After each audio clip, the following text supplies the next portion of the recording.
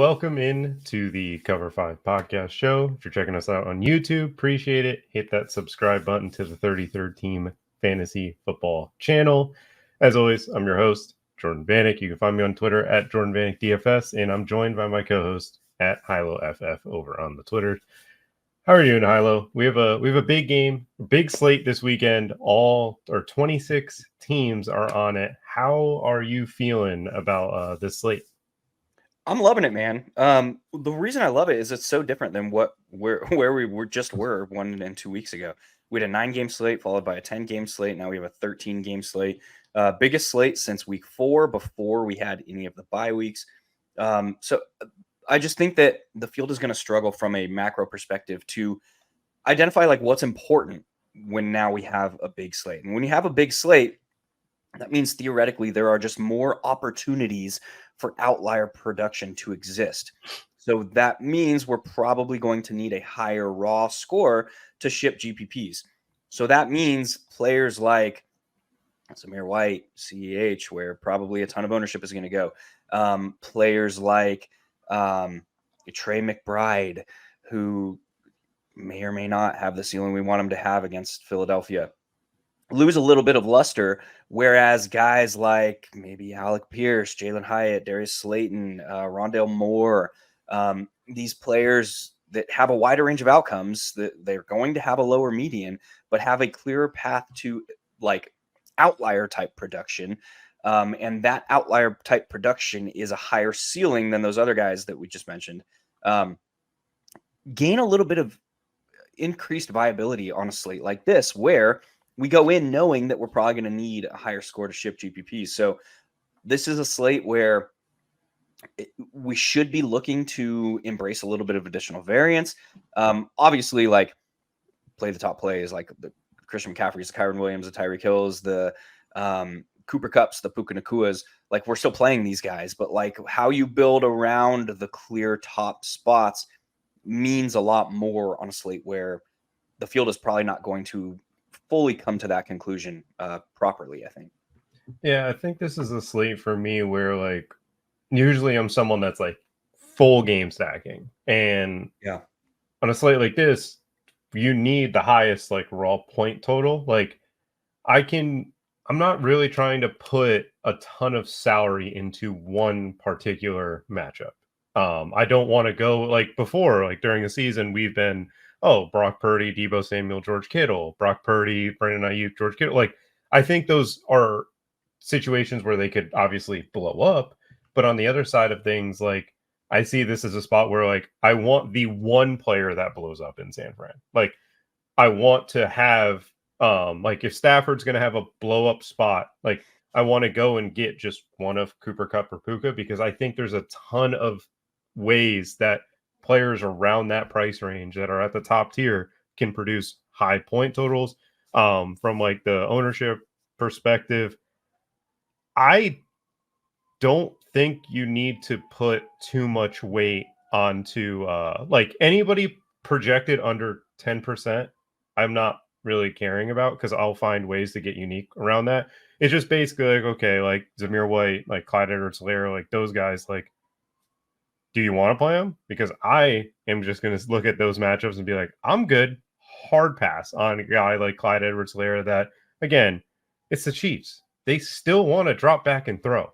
Like it's a spot where he's not like 4K minimum. He's 5,300 on a slate like this. Kyron and McCaffrey can go for 45, and he could have his 15-point day and not touch the winning lineup, because that's not a huge score in GPP. I think for me, I would treat him only as a cash play. Like I don't want to get to that type of player on a slate of this size with the amount of value of just, I get it. We've chased these guys all year long, but I'm staring at the Marvin Mims with maybe no Cortland Sutton, Jared Stidham's back there. Sutton hasn't practiced yet with a concussion.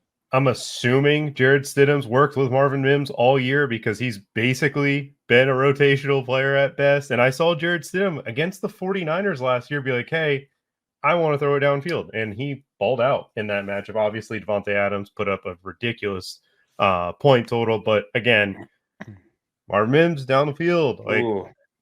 what? I might just 100% him, dude. Now you talk me into it.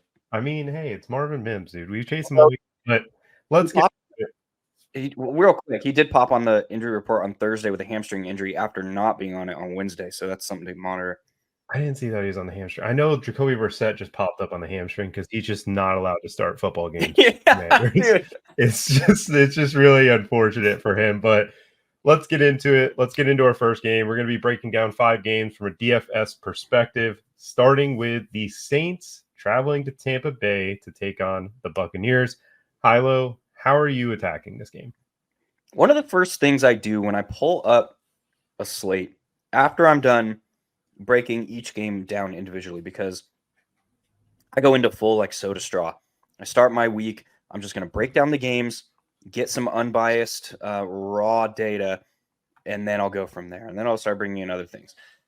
But one of the first things I do is like, who are the Buccaneers playing? Who are the Colts playing? Like that's in 2023. Who are the Buccaneers playing? Who are the Colts playing? Because those two teams just breed fantasy friendly game environments.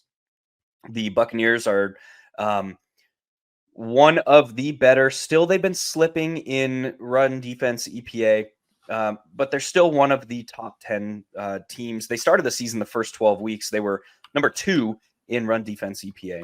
They looked really good last week, I'm pretty sure. They've been improving because they're getting healthier. Yeah, they still can't get. Yeah, they still can't. Well, Vita Vea was off the injury report. He's been on the injury report for like the last 6-8 weeks, but he's keep playing through it.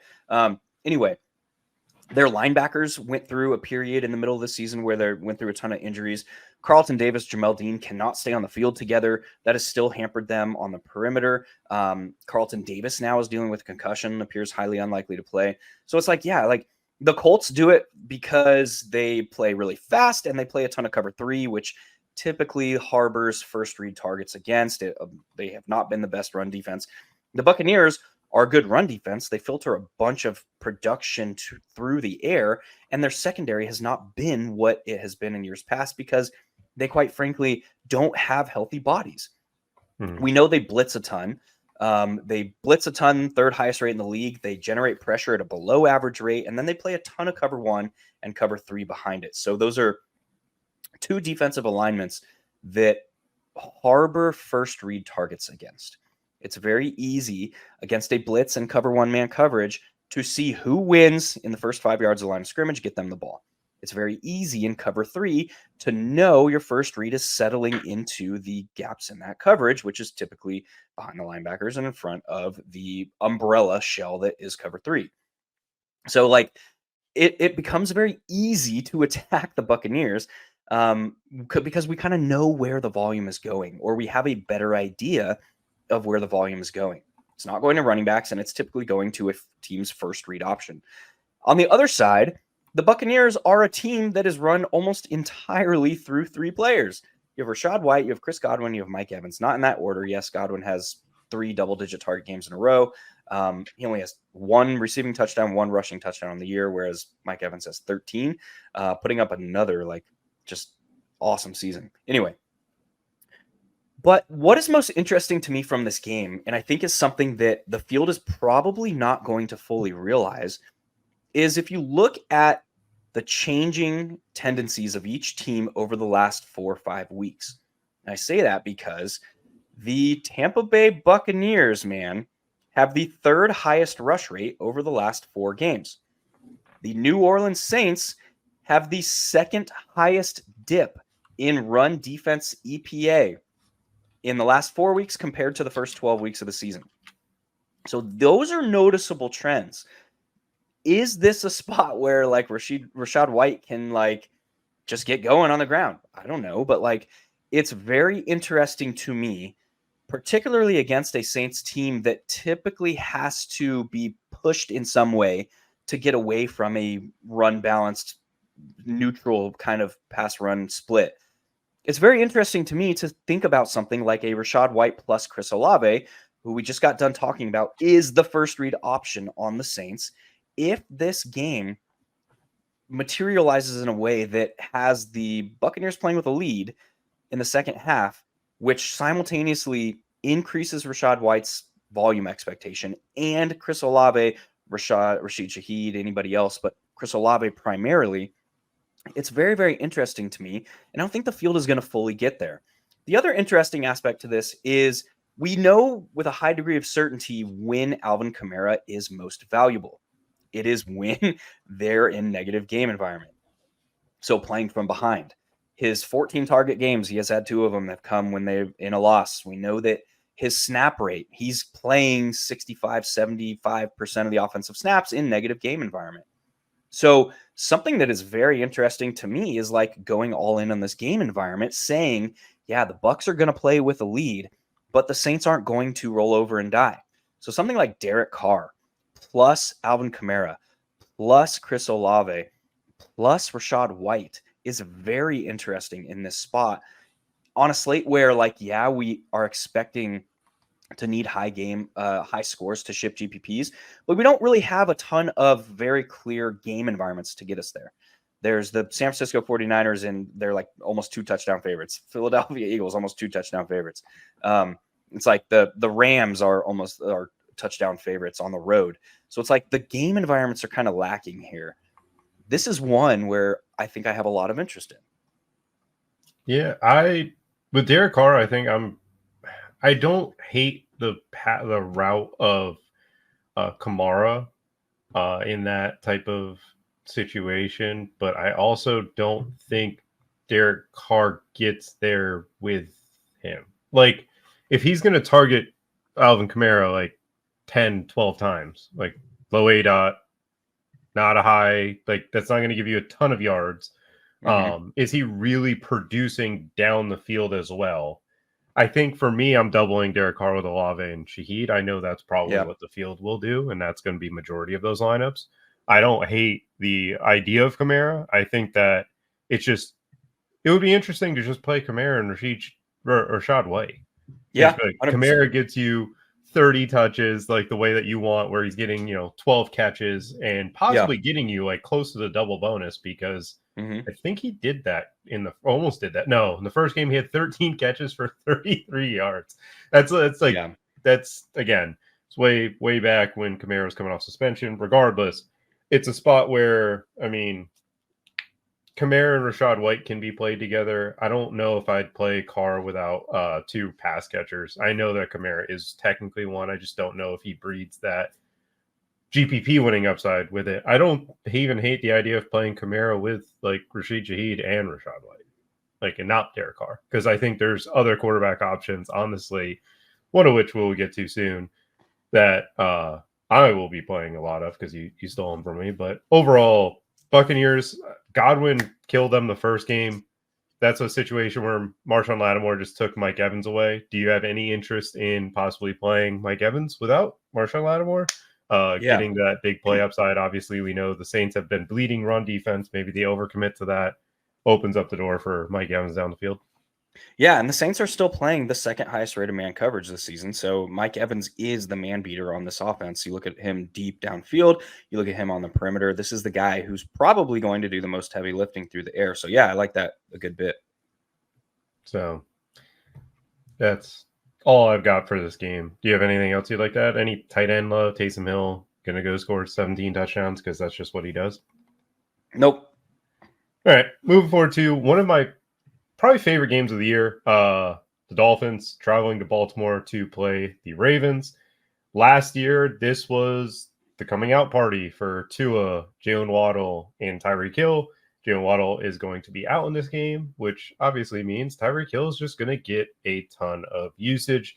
But it also opens up the door for their running backs to get receiving usage because they're their best players. Like, this isn't a spot to start off where I'm not playing Braxton Berrios. I'm not going to play Cedric Wilson. I'm not going to play any of these rotational receivers that don't fit the mold of the best players or playmakers on this team. The playmakers on this team and the usage I expect will be dominated by Hill, Achane, and Mostert. Those 3 are going to get a ton of usage. And the one thing about this Ravens defense that's just super strange to me, I think they gave up their first rushing touchdown to running backs this past week. It was obviously Christian McCaffrey. I'm going to pull it up again because I was looking at this and I was like, what No, I think Yeah. they had given up one before. No, It was the 4. Sorry, they've Falcons. given up 4. The Falcons were Yeah. the one that gave up 1 to Jonathan Taylor this week, first one Mhm. of the year, which is weird. The Ravens, from a yards per carry standpoint, to running backs have not been that great. Like Mhm. they're amazing in coverage. They've been one of the best teams in the NFL in that regard, but they haven't been great at cover or stopping the run. So I think Achan and Mostert's speed could give them issues in this game. And it's wild because they have obviously 2 of the best linebackers in football with Roquan and Patrick Queen, but I think it's just the fact that their defense line doesn't necessarily like Jadeveon Clowney is not a run defender. He just never has been. And when he gets on the field, I think teams pick on that. This is a spot where I will be mini stacking it. Tyreek Hill, Achan, and Mostert are 3 guys that I am heavily considering. Achan would be my lean over Mostert because I think that Achan has been limited in recent weeks, but I think this is a game where no Jalen Waddle, you're playing for the 1 seed in the AFC. You have plays designed for this dude, and you have plays as a pass catcher designed for this dude. This is a spot to get that type of workload going. And I believe we saw Jahmyr Gibbs play pretty well against this Ravens team, a lot of it in garbage time, but regardless. The other thing on the Baltimore Ravens side of the ball, obviously you don't have the running backs or you have Gus Edwards and Justice Hill, which are 2 running backs that not going to get a ton of great usage from. They are defined into their roles where Justice Hill is a speed back that doesn't exactly see the line of scrimmage well, doesn't know how to read blocks, while Gus Edwards is just the thumper that's just going to methodically move the ball down the field. Miami's defense is going to limit them from a rushing perspective and force Lamar Jackson to beat them with his arm. We saw it with Josh Allen. We saw it with Jalen Hurts. They didn't have good days running against the Dolphins, but they did have fantastic days passing. Can these Ravens receivers win against Xavier Howard or Jalen Ramsey or Kader Kohu, who's been playing phenomenal defense in the slot? Can they find the soft spots in the Vic Fangio defense? That's going to be something I'm not betting on, but I think there's 2 paths to do that. First off, Zay Flowers, if Lamar Jackson could hit him in stride right now, I don't know why their timing is just slightly off. That Ravens game, Zay Flowers could have had probably 120, 130 yards receiving. I think he is their clear best wide receiver right now. I love getting him with an Achan mini stack because I don't think the field is going to get to that. We saw Rashad Bateman beat Xavier Howard like a drum last season. Rashad Bateman is not the same player he used to be because of the injury he suffered that cost him the season, but he's a cheap option on a slate that's this big where I've seen him beat X before. I think he can do it again. I don't think any receiver on this team is capable of beating Jalen Ramsey, but I also think they're just going to avoid that side of the field because there's just no reason to go that way. When we saw the Cowboys, when they moved the ball effectively, it was just going at Xavier Howard. Like they had 1 touchdown to Brandon Cooks on a great route concept where Jalen Ramsey was literally just outstretched hand away from tipping that away. But regardless, this game features probably 3 of my favorite coordinators in the NFL with Mike McDaniel, Vic Fangio, and Mike McDonald. And the battle between these 2, like Mike McDonald dominated Shanahan last week. He was able to one-up this, scheme that Mike McDaniel, Shanny run. But this is a situation where you can't get physical with Tyreek Hill. Like, if you try that type of way that they were kind of running against the Raven or the 49ers, where they're being a little bit more physical than the 49ers, that's not going to work because Tyreek Hill is going to kill you over the top like he did last season. This is a game where Tyreek Hill's been battling this ankle injury. I think he's as close to 100% as he's going to be for the rest of the season. And we've seen Tyreek Hill. It doesn't matter how you try to scheme against him. You can't really stop this dude. Last year, they knew the Dolphins were throwing the entire game, and it did not matter. Tyreek Hill is on this type of slate as a guy that I can think produces like a 30 to 40 point total. And again, we just talked about you want the outlier production. You want the guys that are going to produce the GPP winning scores. Without Jalen Waddle in the lineup, Tyreek Hill is just going to dominate targets. and then obviously the run game in Miami. Overall, I'll be mini stacking this with either the Achane and the Flower side of the ball, or going to like Tyreek Hill and trying to get to like playing Rashad Bateman, playing Zay Flowers. I don't think I have any interest in the Ravens run game here. How are you playing this game? This one's very interesting because it has a pretty wide range of outcomes. Sorry, I'm chewing on a lozenge cough drop. We have two top 4 offenses. We have the Ravens, who are the top defense at preventing points this year. Miami is also in the top half of the league, top 11, I think they are. So there's some very interesting, like, theoretical perspective to think about through this game as far as the game environment goes. Like, not even looking at the individual pieces, because I agree with you. Majority of the offensive production from Miami is probably going to come through those 3 players. And then you get to Baltimore. It's like, where are they going to attack? We have Zay Flowers, who is like hurt, has not practiced this week. We don't know if he's going to play. We have Odell Beckham, who has been good against man, absolute garbage against zone. We have Isaiah Likely, who is probably this team's best option against zone, but like he doesn't necessarily cover or encompass a ton of upside per target. So it's like, where do they go? So typically in those like wide range of outcome spots, I like to look to ownership. I haven't looked at ownership yet, but I don't think that this game is going to garner a ton of ownership because of the presence of Christian McCaffrey, of Kyron Williams, of some of these other guys that people are going to be looking to pay up for. Quarterback position, probably going to be paid up for at a higher rate this week. So I don't know, like, it's very interesting to me. It's not a spot that I think is going to have that, like, I don't think that we should be viewing this spot with the thought in our mind about their game in week 2 last year. Like, no, these are two very different teams.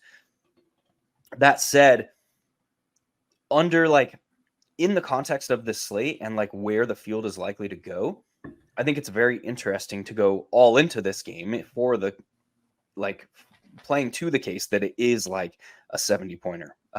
Not as likely, but these are 2 very clearly talented teams. So I don't really know where I'm going with this game just yet. Yeah, I also think that when the Ravens, with how spread they can be on offense, I'm not loving Lamar Jackson. However, Lamar is going to carry this offense. Like, it can't be, it's not going to be Gus Edwards and stuff. And like the speed of Lamar is just obviously different. Again, Vic Fangio is going to force Lamar Jackson to be a passer. That is totally fine for a guy in DraftKings because we want Lamar to throw for 300 to get to his ceiling type outcomes. How does Lamar throw for 300? It could be spread. It could be a bunch of guys chipping in for 40 to 70 yards receiving. It doesn't have to be a guy going for 117 with him. It could be the run game. It could be screen passes. It could be any which way. And as a result, like, I don't think it's crazy to go Lamar Jackson, Tyreek Hill. Like, it's hard to get to that. Yeah. But I don't think week 2 last year is what happens, but if Lamar Jackson has a massive day and Tyreek Hill has a massive day, it would not surprise me if none of the Ravens actually carried like a GPP winning score, because it's not needed for Lamar Jackson. It's one of those weird situations with them as a offense where they just operate so spread, where I didn't see that Zay was I missed the Zay report. I thought he was I knew he was on the injury report last week before the 49ers game. He looked totally fine to me. So I was like, all right, cool. He's good. Yeah. But yeah, I guess the only person I'd really want to stack Lamar with is probably Rashad Bateman, just because I've seen him do it against Xavier Howard. And if you have the dudes like Xavier Howard got beat like a drum last week with CeeDee Lamb on him. The Cowboys just went away from it because Vic started to get some different coverages there towards that side of the field. So that's all I've got for this one. Do you want to move on to the next game? I did. I've been waiting for Devon Achane alternate rushing lines to drop. I did just bet Devon Achane to lead the slate in rushing, and Raheem Mostert to go over 102. So just long shots for you. You're a psychopath, but I'm absolutely here for it. I think HN receptions is a good prop to bet. Just because of the swing pass type routes that I think McDaniel will go to that they don't have Jalen Waddle doing things. But anyways, moving forward, probably both of our favorite game of the slate. It's probably going to be a very popular one. The Rams are traveling to New York to take on the Giants. Tell me what you like about this game, Hilo. The Rams are scoring lots of points, and they're playing the football good. And Tyrod Taylor playing for Giant. I like Tyrod Taylor because Tyrod Taylor throw the ball downfield. And yes. We talked about Tyrod Taylor entering the lineup earlier this season. I talked about him when it happened last season. He actually throws downfield, which is great. We'll talk about that in a minute. On the Rams, they're scoring points. If you look at only the offensive snaps that the Rams have played with Kyren Williams and Puka and Cooper Kupp healthy this season, their yards per play is the same as the league-leading 49ers at 6.8. Yep. So that's a good thing. They're playing the footballs good when those three guys are healthy, and that makes sense. Like, Cooper Kupp is back to being the motion man. He probably runs the most on an NFL football field of any other player per game because he is every play he is in motion. Maybe Tyreek Hill is up there as well, but he is the motion man for Sean McVay when healthy, and he's finally healthy. And now he is the motion man on every freaking offensive snap. You watch their games, it's Cooper Kupp in motion, and it's almost every play. You have Cooper Kupp and Puka Nacua, who are each seeing 30% target shares against man, against zone. It doesn't matter. Like, they are seeing 30% of the looks. While it becomes very difficult to tell which one of them is going to hit, one of them has gone for 100 yards and a score in each of the last 4 games. That coincides with Cooper Kupp returning fully to health. So it was 2 times Cooper Kupp. It was 2 times Puka Nacua. Then you look at Kyren, who is an animal. It's like he has the second greatest workload and opportunity of any back not named, or the greatest behind Christian McCaffrey. Any back not named Christian McCaffrey. He has been that good. So it's very, very interesting to me. Can you play Matthew Stafford, who now has multiple touchdowns in 5 consecutive games? Can you play Matthew Stafford with Kyren with one of Cooper Kupp, Puka Nacua? Very interested in that. The field's primary interest and probably the top on paper play is just Kyren Williams.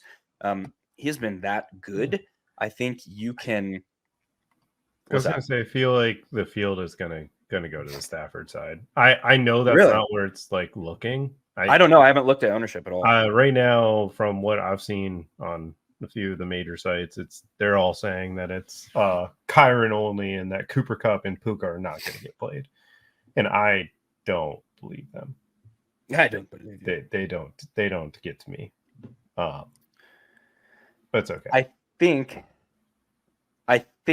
that is going to be accurate. Again, I haven't looked at ownership. Based on my read on the slate, it just feels like a very I'm going to play one of Christian McCaffrey or Kyren Williams with one of Zamir White or Clyde Edwards-Helaire. Like, that's going to be the base build. And the salary needed to do that is going to be very similar. So what I'm looking to do is do something different. It's like play both the pay down running backs or more probabilistically. I'm not playing the pay down running backs. I'm not either. I'm not playing Zamir White or Clyde Edwards-Helaire. It's just not happening. Yeah. And the reason it's not happening, I get it. I get the Colts maybe have a bad run defense. I get that Zamir White just ran for like $170. The Chiefs were just, I'll just say it this way. I don't think the Chiefs right now have leaders that are motivating in the right way. I look at that sideline, I look at the effort level, and I'm like, what is going on? And the Raiders are, you guys aren't like motivated. We're gonna get a little chippy with you. We're gonna be like just in the nitty gritty. Like Antonio Pierce is putting on. If they don't bring him back, I know that he's not. He just has that Dan Campbell feel. He's got that dog, dude. Yeah, you bring him back and you just be like, hey man, we're gonna give you 4 years, get the right coordinators. That's it. But Patrick Graham is the right coordinator for him. Because Patrick Graham's a dog as a defensive coordinator. I love that guy. But anyways, continue on with the Rams Giants. And then, so in order to play Matthew Stafford, you almost have to have a rule. I must have a member of the Giants, because when the Rams are playing with a lead this season, they are running the hell out of the football. They are, like, you look at Matthew Stafford's first half or second half splits and pass attempts, and you then filter by like when playing with a lead and when not playing with a lead. Dude, his pass attempts per game when playing with a lead in the second half fall off a cliff. So in order for Matthew Stafford to be viable, in order to include him in a Rams stack, I think it's more viable to play Kyren Williams with one of Cooper Kupp or Puka Nacua without Stafford if you do not have a Giants piece. In order to play Stafford, you have to have a Giants piece, because you need something to push the Rams to continue to pass, because you're not going to win a GPP with a 60, whatever, 6,500, 6,600, whatever, Matthew Stafford with the names that are on this slate being a 13-game slate with him putting up 25 points. You're going to need 30, 32 points from him. In order to get that, you need him to keep passing, because he's not going to do that in the first 2.5 quarters. So there are some interesting guys, though, over there on the old Giants that are probably not going to be played at all. Very weird dynamics. We were talking about this before the show kicked off. Darius Slayton is the only guy playing a full allotment of snaps amongst their pass catchers. Yeah. It's like Isaiah Hodgins and, you name it. Anybody else, including Darren Waller and Daniel Bellinger, since Darren Waller returned 2 weeks ago, are playing like sub 60% snap rates. Isaiah Hodgins, Ramondale Robinson, Jalen Hyatt. Why is this team in a lost season? Why are they not running Jalen Hyatt in an every down role? Like, see what this kid can do, man. I don't get it, but that's what they're doing, is they're not. So can you just play like Darius Slayton, who I targeted heavily last year when Tyrod Taylor was under center? I think so. Can you target Jalen Hyatt because he can still put up like 300 or 3 for 101? Probably. I am less inclined to play the Wan'Dale Robinsons, the Isaiah Hodgins, the Darren Wallers, even the Daniel Bellingers, because we need some splash play, like some igniting factor from this team. And it's most likely to come through Slayton or Hyatt. That's where I'm at. I think they are very fun to play in a mini with Kyren. They are very fun to play if you're going a full Rams double. And I think you can play them without any Rams too, because they just still carry, like, there is a legitimate outcome in this game where like Kyren scores a touchdown, goes for 100, but he doesn't pay off his salary. Cooper Kupp goes for 98 and a tutty, while Puka doesn't do anything. Demarcus Robinson just catches one touchdown from 40 yards because that's just what he does. And nobody is GPP viable, but you still have increased aggression from the Giants, and one of them could pay off. So I don't know. It's a fun game, I think. I mean, I love this game. I am playing the Tyrod Taylor side of it, and that is just the way I operate, where I see a quarterback that's willing to push the ball downfield. I see a quarterback that is running. He's 4,600 on a slate where I want to jam in Christian McCaffrey, Kyren Williams. I want to get Tyreek Hill exposure. And I see his pass catchers for the Giants. Like, you have a tight end in Darren Waller that returned last week, looked solid. Wasn't, spectacular, but he looked somewhat like Darren Waller in a spot against the Rams. I guess he returned 2 weeks ago against the Saints, but against a spot against the Rams where they're playing quarters. They're playing 2 safeties deep. The middle of the field is where you can attack them. And once you start attacking in the middle of the field, their safeties start to come down on that. And then the sideline throws down the field are open. So for Tyrod Taylor to hit those sideline throws, they have to establish like Saquon and Darren Waller over the middle, or Saquon running, Darren Waller over the middle. And once you get that, then Darius Slayton and Jalen Hyatt can win deep. I don't hate either. I think I'll be playing a similar build with both of them into my lineup. Obviously, Darius Slayton was the one who won down the field last week. I agree with you on Wan'Dale Robinson. I don't have a love for him just because I don't think he's going to get like on this slate particular. I think he's like a 12-point guy. Like that's great for value. That's a great value play at his price, but I'm looking for 20 points. And for 20 points, that's Slayton getting over 100 in a score. That's Hyatt getting over 100 in a score. That's Darius Slayton being the guy in the red, or not Darius, or Darren Waller being the guy in the red zone. And then on the Rams side, I am looking at Cooper Cup and Puka, and they are low owned right now. I don't believe that that's going to be the case come Sunday. But if they're going to stay this low, then you go that side over Kyron. Like I look at Kyron, and Kyron's going to have a lot of usage. He's going to run the ball probably a ton.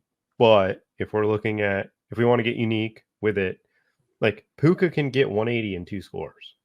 Mm-hmm.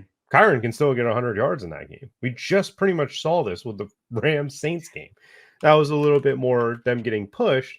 But if we're playing Tyrod Taylor and stuff and he's scoring, then yeah, Puka Nacua can be a part of that.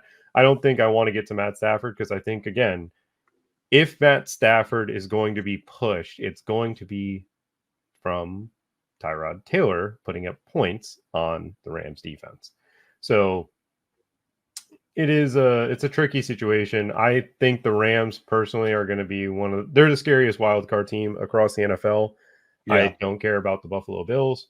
I count them as one of the wild card teams. I don't think they're better than the Los Angeles Rams. I think I want to put eggs in basket of Sean McVay, Puka Nacua, Cooper Kupp, Kyron. Like their offense is just firing on all cylinders. They've scored 28 or more in 5 straight games, and that features the Browns, the Ravens. Like what kind of oh my god, like I'm hoping I'm gonna say this. If you're a Detroit Lions fan and you're listening to this, I'm sorry.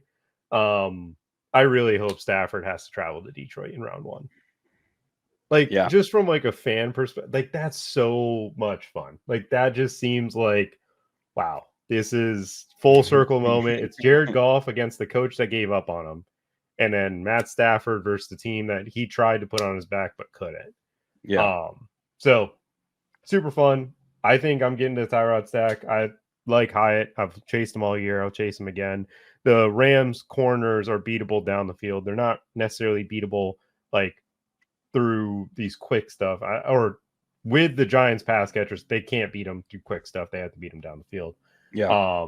Other than that, no interest in Higbee, no interest in Demarcus Robinson. I know he's gotten a ton of end zone targets. I know that he's been very productive there. I'm not playing Stafford, so I don't really care about end zone targets in a game environment that I'm playing the cheaper Giants receivers. Do you have anything else you like to add there? Nope. Got it. So next game that I chose is supposed to be a highlight matchup coming into the year. The Bengals are traveling to Kansas City. Obviously, Jamar Chase just had some comments about this Chiefs defense, and these teams do not like each other. No. This is a spot where these are the matchups where your best players come to play. Like Rashee Rice hasn't been here. He has no idea what he's into, but this is going to be a matchup where it's going to be a fist fight from the start with these two teams. Cam Taylor-Britt is someone who might be coming back. I believe he practiced today. He would be a huge boost to the Bengals secondary because DJ Turner is awful. If Cam Taylor-Britt isn't able to come back, I'd boost Rashee Rice in this matchup. But if he is, I think this has got to be the Kelsey get right game. I watch the Chiefs and I see moments and flashes of Kelsey being great, but this is a game where he's got to take his game to the next level at that tight end position where David Njoku does not get to play because he is a Thursday game. I see this as the potential for Travis Kelsey to produce that high Z score, like that high. He is so much better in the field. And if he's doing that, the way he's doing it is by this game being somewhat of a shootout. And I know Jake Browning was just awful against the Pittsburgh Steelers. However, this is a team where, or Jake Browning's a player where he needs Jamar Chase. Fun fact, a guy that came in as a backup, he gets into rhythm when Jamar Chase just catches these 2-yard passes and takes it for 8 to 10 yards. And then all of a sudden, everything's starting to flow for him and he can start launching the football. The game against the Vikings, it was Jamar Chase over the middle of the field constantly. Then Jamar Chase gets hurt, and it allowed he was already in rhythm at that point to be able to throw downfield. Steelers, he had no rhythm, and the Steelers offense scored points really, really fast, which is not something they normally do. So if Jamar Chase plays, I like to get to a spot where I play Jake Browning, Jamar Chase, and Travis Kelce. I don't mind going to Mahomes, who, as I was talking to you before the show, when's the last time that Kelce and Mahomes were cheaper than 15K?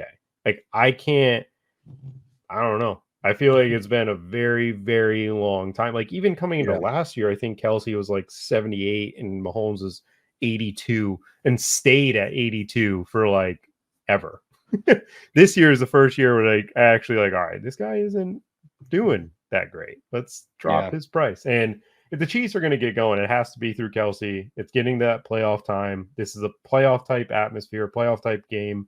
Teams that don't like each other. Clyde Edwards-Helaire is chalk, so I'm going to play Travis Kelce, and I have a lot of interest in Jamar Chase if he's given it a go. The Jake Browning double of Jamar Chase and T. Higgins is totally fine. Don't think it's absolutely necessary. But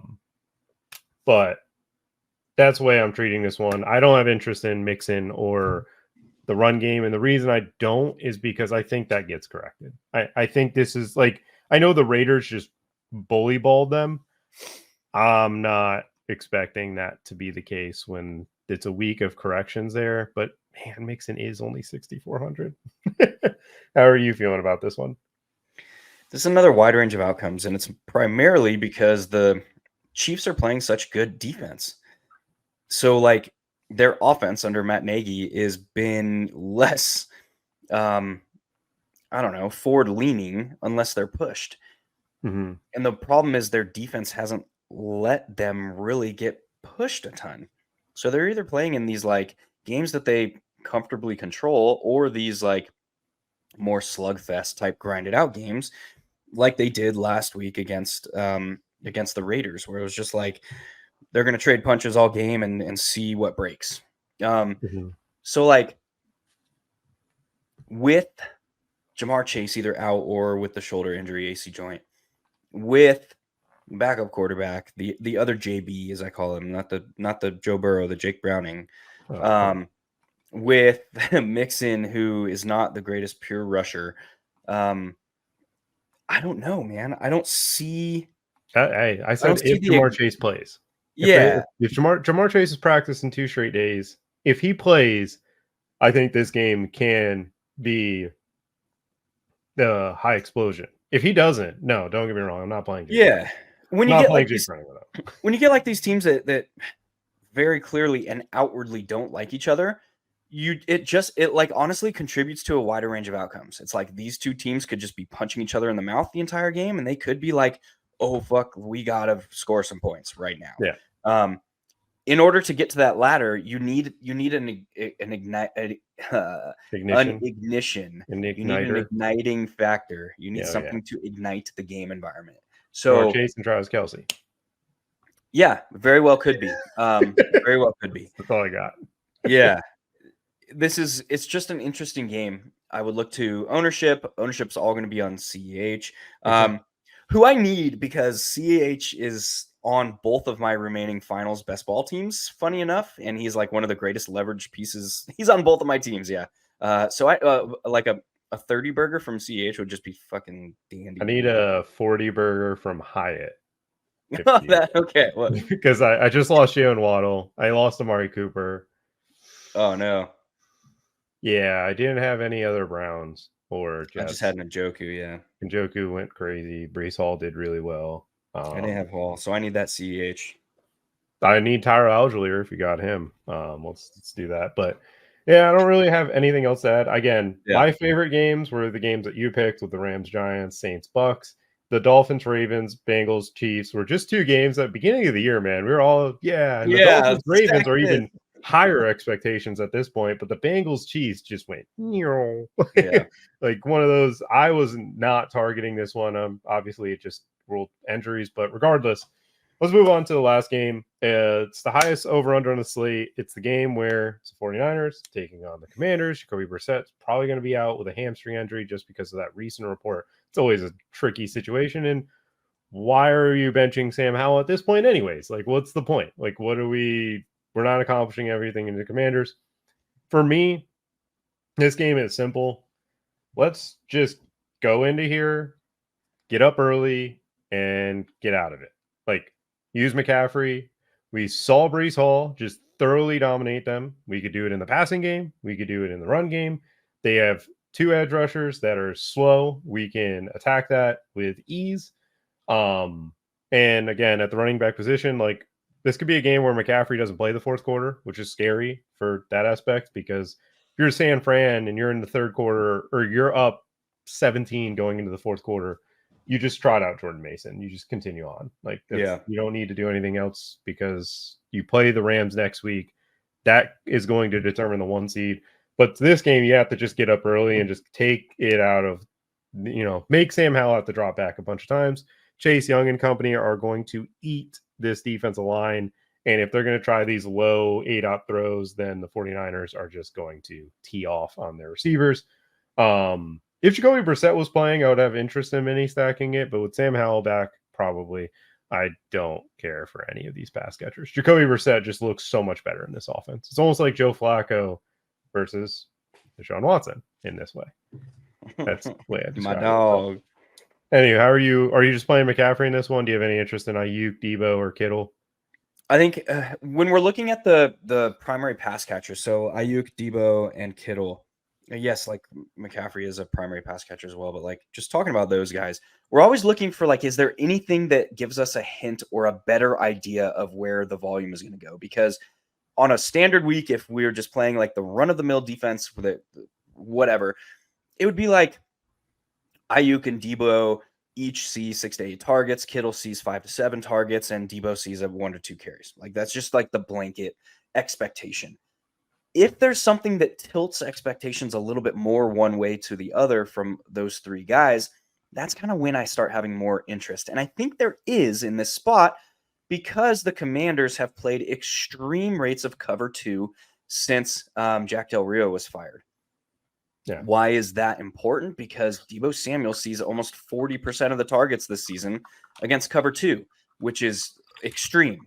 The Commanders started their first game post Jack Del Rio, 95% cover 2 rate. That's dropped to over the past 3 weeks to 60%, but that's still extreme rates of cover 2. So Deebo plus Brock Purdy plus Christian McCaffrey, I think, is an interesting way to capture the potential for every touchdown, in addition to potentially a higher chunk of the yardage and volume than would normally be the case because of the matchup.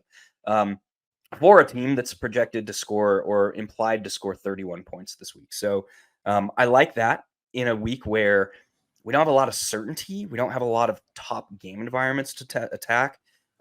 This is probably one of the higher likelihood chances. I think, and I'm not looking to bring it back with anybody. No, you know, again, without Jacoby Brissett, I don't think you have to.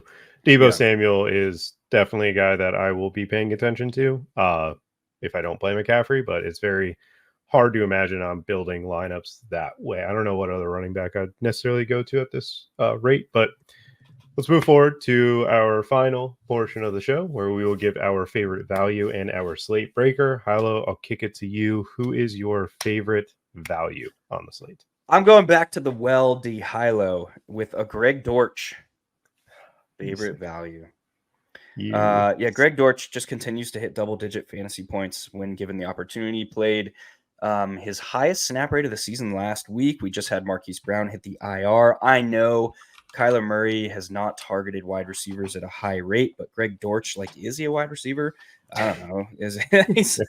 I don't know what he is, but he has the upside to kind of take advantage of this Philadelphia secondary, both before the catch and then with the ball in his hands? For me, I'm going to go to Rashid Shaheed again. I love this guy to catch a deep ball. I love this guy against the Tampa Bay Buccaneers to take these safeties deep. And I think Derek Carr is going to have to hit him. We know they blitz a lot. We know they don't get pressure. And if those two things happen, then Derek Carr is going to be able to launch it. And he finally hit him on a deep ball this past Thursday night. Yay. Hilo, who is your slate breaker? I'm going to cheat, dude. I'm going to give you two. All right. That's fine. Nico Collins and Chris Olave. Nico Collins he's my slate breaker. Son of a freaking bee. love that guy. But yes. This is the first game. This is the first game where both CJ Stroud and Nico Collins will be healthy since the departure of Tank Dell from this lineup. So we haven't even gotten to see like what these two can do without Tank Dell, where we know Nico Collins is seeing 30% target rate against man coverage. We know Tennessee also plays zone, but Nico Collins leads the team in fantasy points per route run against zone this season, and that includes with Tank Dell. This dude is in the midst of a true breakout season. If he can just like drink some electrolytes and stop getting calf strains, like this dude is it for sure. He has arrived. Chris Olave, I mean, same reason you like Rashid Shaheed. It's just that Chris Olave is the primary first read option against cover 1 and cover 3. So I think both of those guys are set up to absolutely erupt. I am really interested in playing them at their current price because they're kind of in this nebulous range of wide receiver pricing.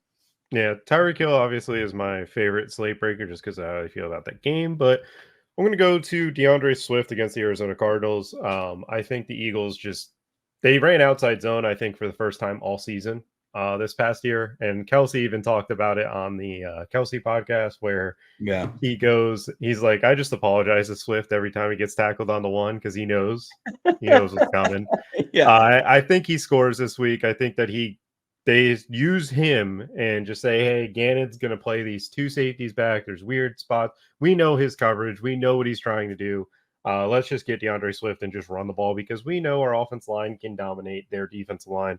He is actually going to be the running back I play if I don't play CMC, if I'm playing Debo. So Kyron, Swift, Debo. I could make that work. That sounds fun.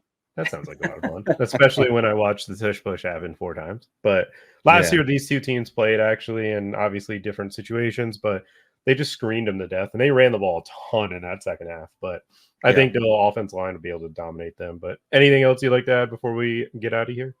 No, sir. All right. Well, good luck on your week 17 DFS contest. We'll be back for another one next week for week 18. The season is wrapping up. And I hope Hilo or I take down a best ball championship. It would be cool if we both did and we could just celebrate together. But other than that, appreciate you guys tuning in to the Cover 5. Be sure to check out our articles that come out on Saturday.